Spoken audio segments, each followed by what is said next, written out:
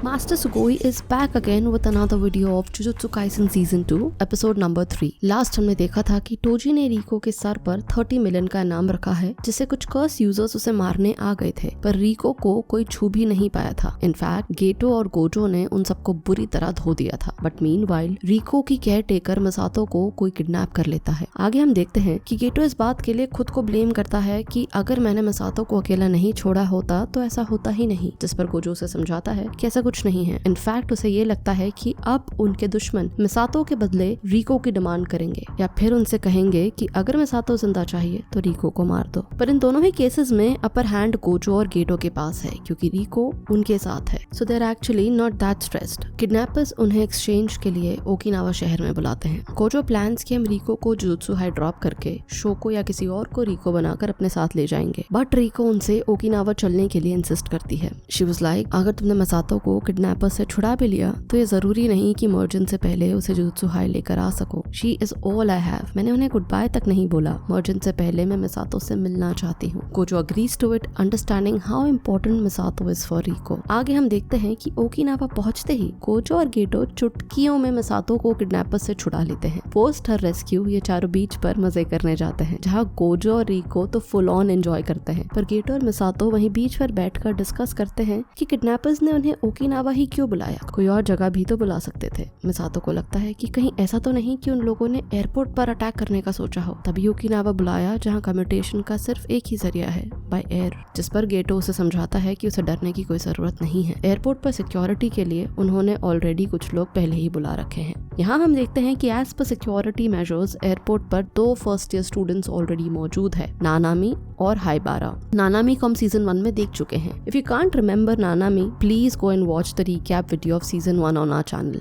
Apparently Haibara इस mission के लिए काफी एक्साइटेड होता है, क्योंकि वो बस किसी तरह अपने सीनियर गोजो को इम्प्रेस करना चाहता है. उधर हम देखते हैं कि फ्लाइट का टाइम होने वाला है, इसलिए गेटो गोजो से कहता है इट्स टाइम, अब हमें निकलना चाहिए. ये सुनते ही रिको बहुत उदास हो जाती है, क्योंकि उसे बीच पर ऐसे गोजो के साथ मस्ती करते हुए बहुत अच्छा फील हो रहा था. उसे रियलाइज होता है कि काश उसके पास थोड़ा और टाइम होता मर्जन से पहले. काश वो भी ऐसे जी पाती, care free, unbothered, happy. But anyways Gojo ये समझ जाता है और गेटो से कहता है हम आज नहीं कल जाएंगे, क्योंकि मर्जेंस वैसे भी कल शाम को है. ओकिनावा में टोक्यो से कम कर्स यूजर्स हैं और कल सुबह रिको के सर पे से बाउंटी भी हट जाएगी, तो देखा जाए ओकिनावा कंपैरेटिवली एक सेफर ऑप्शन है. सुनते ही रिको दोबारा खुश हो जाती है. पर एक बात गेटो को परेशान करती है. गेटो यहाँ गोजो को लेकर वर्रिड था कि बिल्कुल भी रेस्ट ना मिलने पर कहीं गोजो एग्जॉस्ट ना हो जाए. वो गोजो से कहता है तुमने एक लंबे टाइम से अपनी टेक्निक रिलीज नहीं की है. रिको की सेफ्टी के लिए तुम रात भर सोते भी नहीं हो. ऐसे में क्या एक और रात जागना, यहाँ रुकना सही होगा? गोजो बिलीव्स कि एक दिन की और बात है, कल बाउंटी खत्म मतलब मिशन खत्म. He can actually pull this off. वो गेटो को बोलता है I am good, trust me, और वैसे भी तुम मेरे साथ हो, तुम्हारे होते हुए मुझे क्या हो सकता है. So finally they decide to stay back for 1 more day. उस दिन वो लोग बहुत ज्यादा एंजॉय करते हैं, घूमने जाते हैं, अच्छा खाना खाते हैं. They literally made most of that day. It was more like a beautiful farewell for Rico. Cut to next हम देखते हैं कि ये सभी बिना किसी प्रॉब्लम के फाइनली टोक्यो पहुंचते हैं और जुजुत्सु हाई में एंटर करते हैं. रिको के सर पर लगी बाउंटी भी कुछ घंटों पहले खत्म हो गई थी और अब ये सभी जुजुत्सु हाई के बैरियर के अंदर फाइनली सेफ थे. बैरियर में एंटर होते ही सबकी सब चैन की सांस लेते हैं. पिछले 3 दिन में 1 सेकंड के लिए भी गोजो नहीं सोया, ना ही उसका फोकस रिको पर से हटा. गोजो का परसिवियरेंस देखकर गेटो से कांग्रेचुलेट करता है ताकि अब वो थोड़ा रिलैक्स कर सके.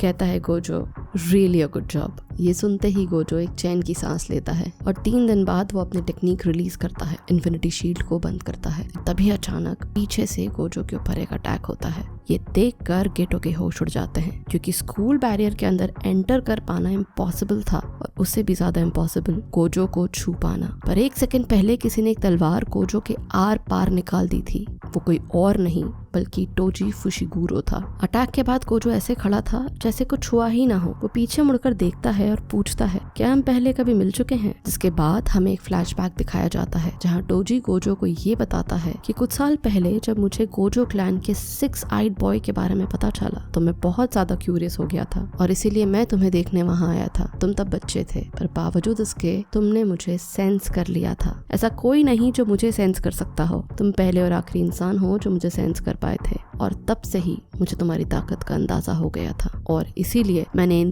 3 दिनों में तुम्हें पहले थकाया, तुम्हारे सेंसेस कमजोर किए और फिर मौका मिलते ही तुम पर अटैक किया। दुनिया के सबसे स्ट्रॉन्गेस्ट सॉर्सरर गोजो पर टोजी कैसे अटैक कर पाया, ये हमें नेक्स्ट एपिसोड 4 में बताया जाएगा। अभी के लिए सिर्फ इतना समझिए कि टोजी फुशिगुरो के पास ठीक माकी की तरह कोई कर्स्ड एनर्जी नहीं है। वो बिना किसी कर्स्ड एनर्जी के पैदा हुआ है और इसीलिए कोई भी उसे सेंस नहीं कर सकता, पर बावजूद इसके गोजो इतना ज्यादा पावरफुल है कि वो उसे सेंस कर सकता है। Anyways, coming back to the story, जैसे ही टोजी ये रिवील करता है, गेटो अपनी एक कर्स्ड स्पिरिट से उस पर अटैक करता है और सीधे गोजो को देखने उसकी तरफ भागता है, जिस पर गोजो उसे वहीं रोककर कहता है, मैं ठीक हूँ। चाहे टाइम पर मैं उसे सेंस नहीं कर पाया, पर मैंने अपनी कर्स्ड एनर्जी यूज करके अपनी बॉडी को स्ट्रेंथ दी है। मेरे वाइटल ऑर्गन्स बिल्कुल सही सलामत है। Don't worry, it was like sweater के अंदर किसी ने सेफ्टी पिन डाल दी हो। आई एम रियली ओके, मेरी चिंता मत करो। जाओ और रिको को बचाओ। रिको को सीधे मास्टर टेंगन के पास लेकर जाओ, इसे मैं संभाल लूंगा। गेटो गोजो को अकेले छोड़कर वहां से जाना तो बिल्कुल नहीं चाहता था, पर उसके पास अनफॉर्चुनेटली कोई और दूसरा ऑप्शन ही नहीं था, इसीलिए वो रिको और मिसातो को लेकर वहां से निकल जाता है। तभी हम देखते हैं कि टोजी ने अपनी स्वॉर्ड से गेटो की कर्स स्पिरिट के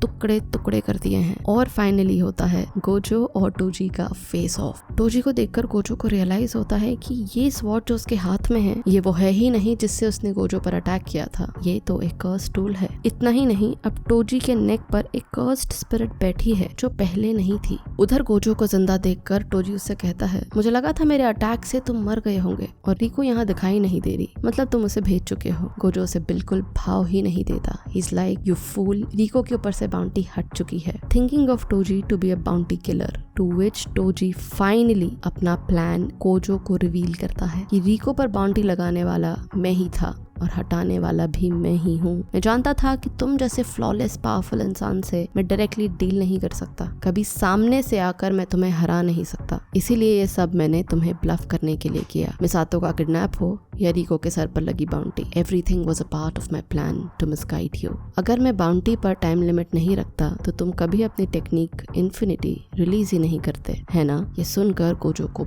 बहुत ज्यादा गुस्सा आता है और वो टोजी पर पहला अटैक करता है, but to his surprise Toji उसे एफर्टलेसली डॉज कर देता है। In that moment Gojo realizes कि टोजी कोई मामूली इंसान नहीं है। He is too fast, has extreme physical strength और ना ही उसके पास कोई कर्स्ड एनर्जी है। मतलब ये सब सिर्फ हेवनली रिस्ट्रिक्शंस के कारण है। इसके बाद हम देखते हैं कि टोजी एक बहुत बड़ा लीप लेकर बहुत तेजी से गोजो की तरफ आता है, पर गोजो एक पंच से उसे दूर ढकेल देता है। और यहाँ गोजो को एक और चीज रियलाइज होती है और वो ये कि जिस किसी को भी गोजो की इन्फिनिटी टेक्निक के बारे में पता है वो उसके पास आने की कोशिश तो बिल्कुल नहीं करेगा। मतलब टोजी के पास जो वेपन है वही उसकी स्ट्रेंथ या कहें उसका ट्रम्प कार्ड है। And that's when Gojo tells Toji, I am sorry, I am not gonna let you come any close to me, मैं तुम्हें अपने पास आने ही नहीं देने वाला। और तभी गोजो एक बहुत बड़ा ब्लास्ट करके अपने आसपास का सारा एरिया उड़ा देता है ताकि टोजी अब किसी भी चीज की आड़ में ना छुप सके और दूर से गोजो उसे देख पाए। पर तभी अचानक हम देखते हैं कि वहाँ बहुत सारी फ्लाई हेड्स आ जाती हैं और गोजो को चारों तरफ से घेर लेती हैं। गोजो को लगता है, अच्छा उसने ये ब्लाइंड स्पॉट क्रिएट किया ताकि मैं उसे देख ना सकूं, doesn't matter, I will use my blue. But wait, इसका मतलब क्या ये है कि वो रिको के पीछे गया है? गोजो वहां से रिको के पीछे जाने ही वाला होता है, बट विद इन मिलीसेकंड्स ही senses Toji right behind him. Fly heads एक और फॉल्स लीड थी जो गोजो को ये फील करवाने के लिए था कि टोजी रिको के पीछे जा रहा है, बल्कि in reality he was right there before Gojo could do anything. इससे पहले कि वो कुछ भी कर पाता, टोजी अपने कर्स्ड वेपन से गोजो की गर्दन पर अटैक करता है और लिटरली उसे चीर देता है। इतना ही नहीं, वो उसके दोनों पैरों पर पूरी तरह स्टैब करता है। इतना खतरनाक जानलेवा हमला कि गोजो एक ही सेकंड में जमीन पर खून से लथपथ जैसे कि मर गया हो। He kind of almost did. You must be thinking कि इन्फिनिटी शील्ड होने के बावजूद भी टोजी गोजो को छू कैसे पाया? It is because टोजी के पास जो वेपन था वो एक स्पेशल ग्रेट कर्स टूल था जिसका नाम है इन्वर्टेड स्पीयर ऑफ हेवन। इस डेडली टूल की खासियत ही यही है कि उससे किया गया कोई भी अटैक सामने वाले के किसी भी टेक्निक को ब्रेक कर सकता है। इसीलिए वो वेपन गोजो की इन्फिनिटी को ब्रेक करते हुए उस तक पहुंच पाया। But the question still remains कि कैसे टोजी फुशिगुरो दुनिया के सबसे स्ट्रॉन्गेस्ट सॉर्सरर सातोरू गोजो को हरा पाया। इस सवाल का जवाब जानने के लिए, इनफैक्ट सिर्फ यही नहीं, टोजी से रिलेटेड अब तक आपके मन में जितने भी सवाल आए हों उन सभी के लिए हमने टोजी फुशिगुरो पर एक स्पेशल स्पेशल डेडिकेटेड वीडियो बनाया है with a lot of effort and research. आप जरूर उसे देखें, it will literally blow away your mind. Anyways, coming back to the story. उधर गेटो रिको और मिसातो को लेकर जुजुत्सु हाई के बेसमेंट जहां मर्जेंस किया जाने वाला है वहां पहुंच जाता है। यहाँ से आगे सिर्फ रिको और गेटो ही जा सकते थे। रिको मिसातो को एक आखिरी बार गले लगाती है और फाइनल गुड बाय बोलती है। रिको यहाँ बहुत इमोशनल थी क्योंकि वो जानती थी वो मिसातो को कभी दोबारा देख नहीं पाएगी। अब सब कुछ बदल जाएगा। इसके बाद गेटो के साथ वो फाइनली उस जगह पहुंच जाती है जहाँ मास्टर टेंगिन है। गेटो उसे बताता है कि ये टॉम ऑफ स्टार्स का मेन हॉल है, जुजुत्सु के डोमेस्टिक बैरियर्स का मेन फाउंडेशन। अब तुम अंदर जा सकती हो। स्टेज से होते हुए गेट की तरफ जाना। स्कूल के बैरियर से थोड़ा अलग, पर यहाँ भी एक बैरियर है जिसके अंदर से वही जा सकता है जिसे मास्टर टेंगिन ने खुद बुलाया हो। मतलब कि तुम all throughout this master Tengen तुम्हें प्रोटेक्ट करेंगे, तो डरना मत। या अगर तुम चाहो तो तुम यहाँ से वापस पीछे मुड़ सकती हो, मिसातो के साथ वापस अपने घर जा सकती हो। ये सुनकर रिको बहुत शॉक्ड हो जाती है क्योंकि उसे लगा था कि वापस जाने का उसके पास कोई ऑप्शन ही नहीं होगा। गेटो उसे बोलता है कि हमारे टीचर यागा ने हमें बताया था कि मर्जेंस तुम्हारी मौत के बराबर है, और तभी गोजो और मैंने ये डिसाइड किया था कि अगर मर्जेंस के लिए तुमने मना कर दिया तो हम तुम्हें जाने देंगे। हाँ, हमें पता है ऐसा करने से हमें मास्टर टेंगिन का सामना करना पड़ेगा, पर तुम्हारी मर्जी के बिना कोई मर्जेंस नहीं होगा। गेटो की ये बात सुनकर रिको की आंखों में आंसू आ जाते हैं। वो उसे कहती है, तुम्हें पता है मॉम डैड के जाने के बाद मैं बिल्कुल अकेली हो गई थी। मुझे लगा था मेरे होने या ना होने का कोई मतलब ही नहीं है। सब लोग मुझे कहते थे, रिको तुम बहुत स्पेशल हो, तुम बहुत अलग हो, और इसीलिए मैंने मर्जेंस करने के बारे में सोचा।